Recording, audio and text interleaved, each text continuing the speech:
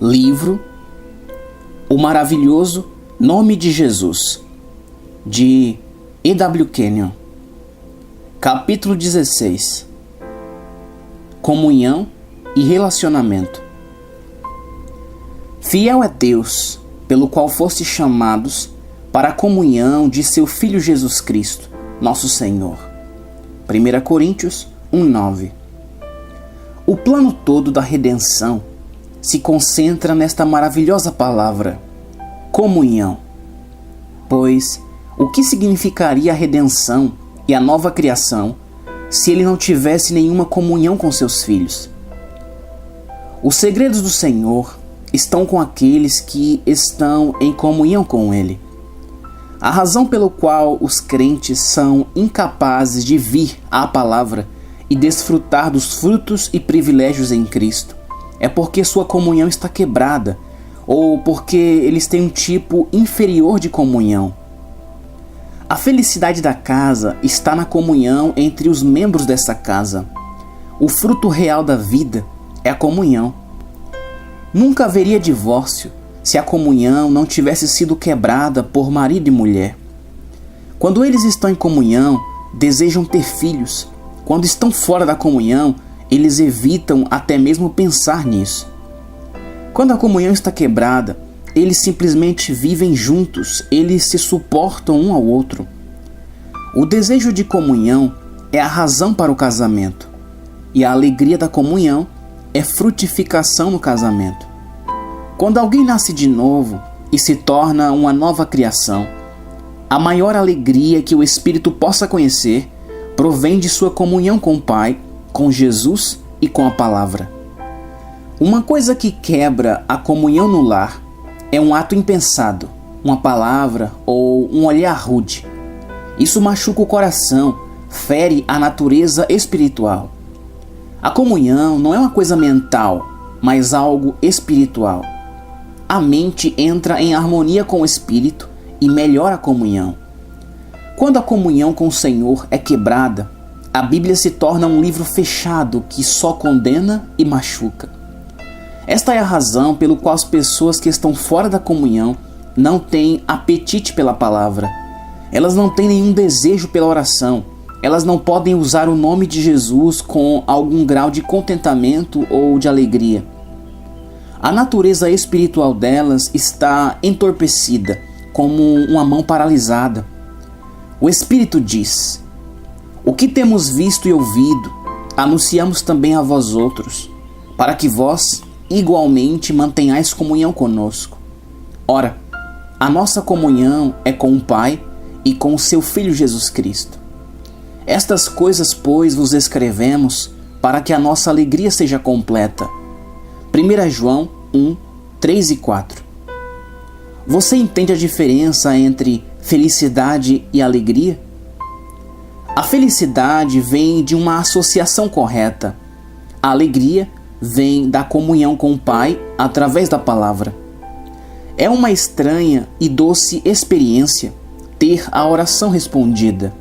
Saber que, no nome de Jesus, você pode expulsar demônios, libertar os homens. Você pode trazer alegria ao coração do Pai e ao seu próprio coração. Se dissermos que mantemos comunhão com Ele e andarmos nas trevas, mentimos e não praticamos a verdade. Se, porém, andarmos na luz, como Ele está na luz, mantemos comunhão uns com os outros, e o sangue de Jesus, seu Filho, nos purifica de todo pecado. Nossa comunhão é tripla, com o Pai, com a palavra e uns com os outros. Também eu poderia acrescentar com nós mesmos. Quando sua comunhão é quebrada, você sabe que perdeu alguma coisa. Você briga com sua própria mente e se acusa de ter feito algo que a quebrou e o privou de sua alegria. Se formos tão insensatos em dizer que não temos pecado ou que fizemos alguma coisa que quebrasse nossa comunhão, estaremos falando mentira, pois o Pai nunca remove sua comunhão de alguém que está andando na luz. 1 João 2, 8 e 9. Aquele que diz estar na luz e odeia seu irmão, até agora está nas trevas. Aquele que ama seu irmão permanece na luz e nele não há nenhum tropeço. Aquele, porém, que odeia a seu irmão está nas trevas e anda nas trevas e não sabe para onde vai. Seu espírito está na escuridão. Mas 1 João 1,9 diz: se confessarmos os nossos pecados, Ele é fiel e justo para nos perdoar os pecados e nos purificar de toda injustiça. 1 João 2,1. Estas coisas vos escrevo para que não pequeis. E se alguém pecar, temos um advogado para com o Pai, Jesus Cristo, o justo. No momento em que você quebra a comunhão, você deve dizer: Pai, no nome de Jesus, me perdoe. E o seu advogado, assentado à destra do Pai, assume o seu caso e restaura a sua comunhão quebrada. Não é seguro estar fora da comunhão por um momento, pois quando você está fora da comunhão, está em comunhão com Satanás sem proteção. Você vê que está nas trevas e não pode tomar decisões sábias, não pode obter a vontade de Deus.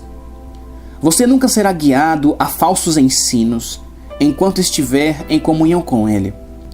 Quando você quebra sua comunhão, isso não significa que você quebrou o seu relacionamento.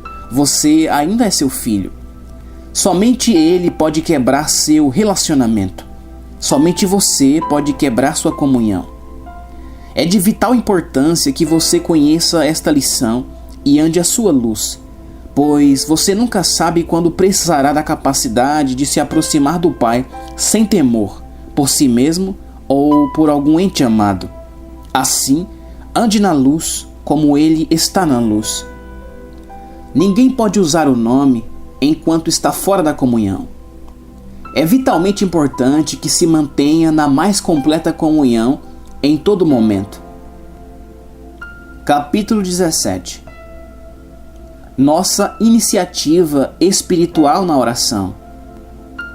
O empecilho para nossa iniciativa espiritual em oração provém da negligência em ler e se alimentar da palavra. Isso é uma evidência de um tipo inferior de comunhão espiritual. Quando perdemos nossa iniciativa espiritual, perdemos algo que nos levaria à vitória em situações difíceis. É tempo então de nos entregarmos ao estudo da palavra. É o estudo pessoal da palavra que conta. Sempre que sua fé perde sua agressividade, os sentidos predominam. Sempre que as coisas espirituais assumem o segundo lugar, é uma evidência de que as realidades das coisas divinas estão sendo perdidas, de que o conhecimento que vem pelos sentidos está vagarosamente, porém firmemente, conseguindo obter o domínio. Ele domina nas encruzilhadas, entre aspas, onde é necessário que tenhamos um discernimento espiritual aguçado. Não podemos ter uma atitude negativa para com a palavra. Nós assentimos mentalmente a palavra, ao invés de agir sobre ela. Essa audácia santa é perdida. O coração não estará dizendo: hoje posso fazer todas as coisas nele. Quando a iniciativa espiritual fica fraca, você nunca ouvirá alguém dizer: maior é aquele que está em mim do que as forças que me cercam. Isso acontece quando as grandes coisas das Escrituras são vistas como doutrinas em vez de realidade. Quando as opiniões dos homens são colocadas acima da palavra de Deus. Disso crescerá um complexo de inferioridade na esfera espiritual. Sempre que seu coração perde sua ousadia para com o Senhor, sua intrepidez em agir na palavra, você estará em perigo. A vida de oração perdeu sua realidade e as coisas dos sentidos tomaram seu lugar. Você vê que esta é uma doença espiritual real. Agora, o corpo se torna indefeso. A mente, onde a doença e o medo crescem e amadurecem, está sob domínio de um poder exterior e você está numa condição perigosa. A cura é voltar para a palavra novamente. entregando-se a ela, resolutamente tomando seu lugar. Recuse-se a desistir de sua confissão. Sua responsabilidade. Temos visto as possibilidades maravilhosas que pertencem ao crente, que conhece a autoridade e o poder que estão investidos no nome de Jesus. E esse conhecimento leva consigo uma responsabilidade que não pode ser ignorada. Você nunca mais poderá ser o mesmo tipo de crente que você foi no passado. Você percebeu de relance o que poderia fazer se ousasse usar a autoridade que agora pertence a você, porque no momento em que você foi recriado, este nome se tornou seu. Isso lhe dá uma oportunidade de ajudar aqueles que estão ao seu redor. A maioria dentre nós foi educado de forma a cortejar nossas fraquezas e falhas e a pensar sobre nossa falta de capacidade. Mas há pessoas doentes e necessitadas que poderiam ser ajudadas por meio desse nome. Há aqueles que estão presos por hábitos a quem Satanás governa com uma mão impiedosa, que poderiam ficar livres se você assumisse o seu lugar. Eu quero que você note a distinção entre João 14, 13 e 14 e João 16, 23 e 24. E tudo quanto pedirdes em meu nome, eu farei, para que o Pai seja glorificado no Filho. Se pedirdes alguma coisa em meu nome, eu o farei. Com isso, vejamos Marcos 16, do 17 ao 20. Quem crer e for batizado será salvo, mas quem não crer será condenado. E estes sinais seguirão aos que crerem. Em meu nome expulsarão demônios, falarão novas línguas, pegarão nas serpentes, e se beberem alguma coisa mortífera, não lhes fará dano algum. E imporão as mãos sobre os enfermos e os curarão. Ora, o Senhor, depois de teres falado, foi recebido no céu e assentou-se à direita de Deus. E eles, tendo partido, pregaram por todas as partes, cooperando com eles o Senhor e confirmando a palavra com os sinais que se seguiram. Note cuidadosamente que esta escritura difere de João 16, 23 e 24, onde Jesus diz: E naquele dia nada me perguntareis. Na verdade vos digo que tudo quanto pedides ao meu Pai em meu nome, Ele vo-lo há de dar. Até agora nada pedistes em meu nome. Pedi e recebereis, para que a vossa alegria se cumpra. Nessa escritura, você está orando ao Pai em nome de Jesus. Em seus louvores e petições, você vai ao Pai em nome de Jesus. Na outra escritura, você não está orando, mas está usando a autoridade do nome para curar os doentes, expulsar demônios e libertar homens e mulheres. Atos 3, do 1 ao 10, ilustra isto. Pedro não orou quando disse ao homem impotente: Em nome de Jesus Cristo, o Nazareno, levanta-te e anda. Não há nenhum registro deles orando pelos doentes no livro de Atos. Eles simplesmente impunham as mãos sobre eles, mandavam que o adversário saísse e que o doente se levantasse e andasse. Em Marcos 16, você pode ver que, desde o momento em que um homem nasce de novo, espera-se que ele comece a usar esse nome. Você impõe suas mãos sobre o doente e diz: Doença, deixe esse corpo. Outro fato surpreendente era que o nome era amplamente usado na cura de homens e mulheres não crentes. Esse, evidentemente, era o método de Deus de fazer propaganda do ministério.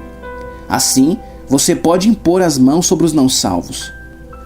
Quando você percebe que essa autoridade foi dada aos membros individuais do corpo de Cristo e não ao ministério exclusivamente, isso coloca a responsabilidade justamente sobre cada crente.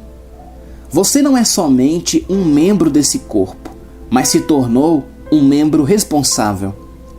Outro fato significativo é que as palavras fé ou crer não ocorrem nessas passagens de escrituras do Evangelho de João. É evidente que o crente tinha o direito legal ao uso do nome e que usar a habilidade que Deus havia dado não era um problema de fé, mas de obediência. Últimas palavras. Você acabou de ler este livro extraordinário. Muitos pensam que ele é uma das mais notáveis mensagens que foi dada à igreja no século XX. Qual é a sua responsabilidade depois de tê-lo lido? Você deveria ajudar-nos a passar essa mensagem aos homens e mulheres que tão desesperadamente precisam dela. Este livro mudou a vida de oração e o pensamento de centenas de milhares de pessoas. Disse que as primeiras 10.000 cópias tenham mudado a vida de oração de toda a costa do Pacífico, onde quer que esta verdade tenha ido. Seria possível que você convidasse algum de seus amigos para sua casa e começasse um estudo bíblico, seguindo este livro e lendo-o cuidadosamente com sua Bíblia às mãos? Você também deveria lê-lo juntamente com meus outros livros. Se alguém entende o que está escrito neste livro, nunca precisará viver uma vida de derrota.